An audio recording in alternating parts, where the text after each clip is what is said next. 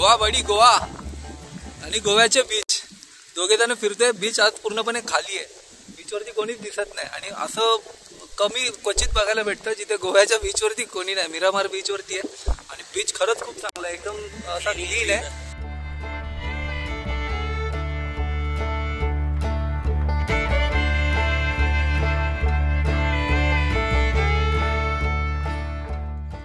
आता याचं रिझन नाही माहिती, कारण की प्रत्येक ठिकाणी वेगवेगळी सायकोलॉजी असते.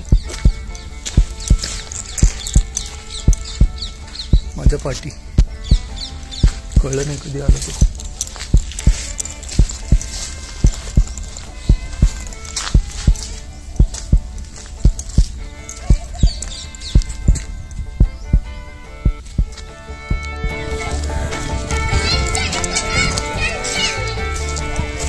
या गोष्टीसाठी धावपळ केली.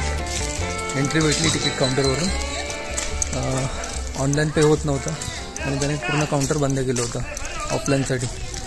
माझ्यासाठी त्याने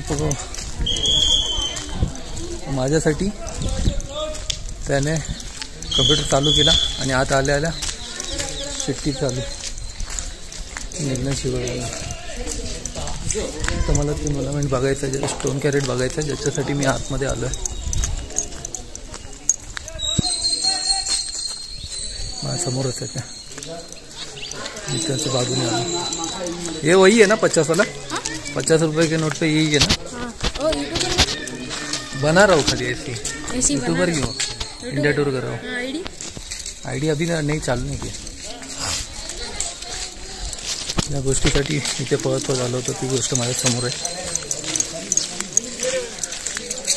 बस आता मी बाहेर गेलो तरी चालेल.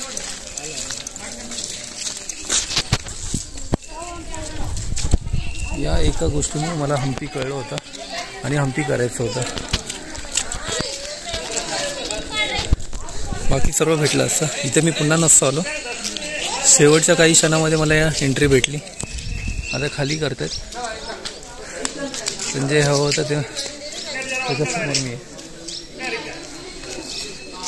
माझा सेकंड टार्गेट होता की इथे यायचं म्हणून.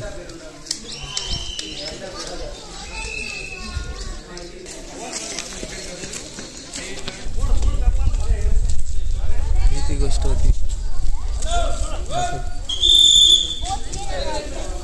या गोष्टीसाठी आलो होतो मी.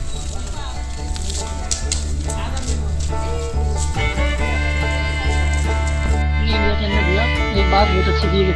कौन सी वाली? सफर में ऐसे इंसान से मुलाकात हो जाती है जिसे हम जानते भी नहीं, लेकिन इतना करीब हो जाता है. ये सही बात है, क्योंकि मुझे भी एक्सपीरियंस मिला है इससे. क्योंकि उस इंसान की दो बातें अच्छी लगती है कि अपने घर वालों से भी रुक जाए, क्योंकि ये अपना इंडिया महान है.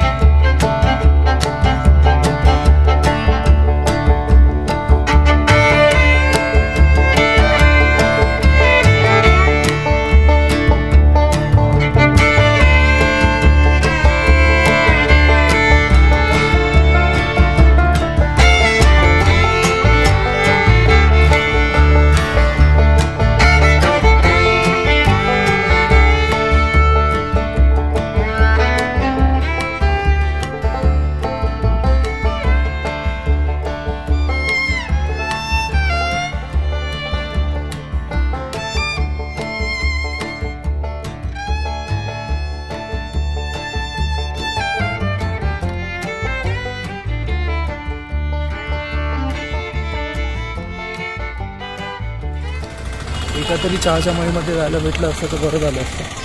म्हणजे मला ज्या गोष्टीसाठी मुन्नारमध्ये आलो होतो ती गोष्ट कंप्लीट झाली असते. मुलं लहान खेळते, यूट्यूबवर बोलतो.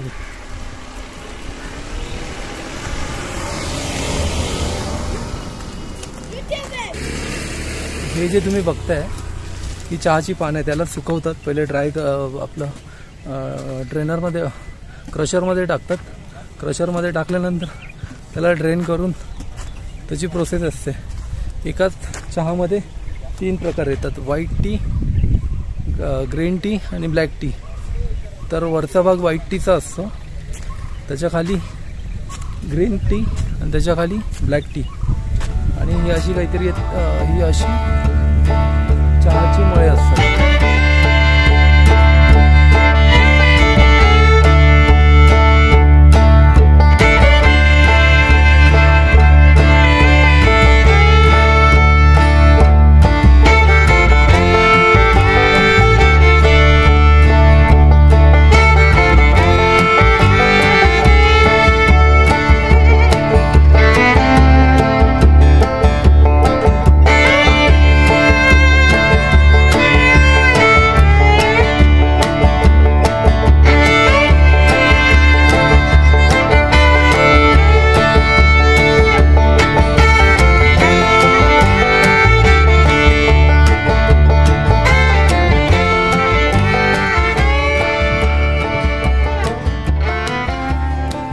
लाईट हाऊसमध्ये आलो. लाईट हाऊसमध्ये एंट्री त्यांनी 10 रुपये घेतली, अडल्टचे 10 आहेत. आणि इथून कन्याकुमारी बघण्याचा एक्सपिरियन्स खूप वेगळा आहे आणि खूप मस्त आहे. एका बाजूला अरबी समुद्र, ज्याचा एरिया आहे समथिंग काहीतरी 38,62,000.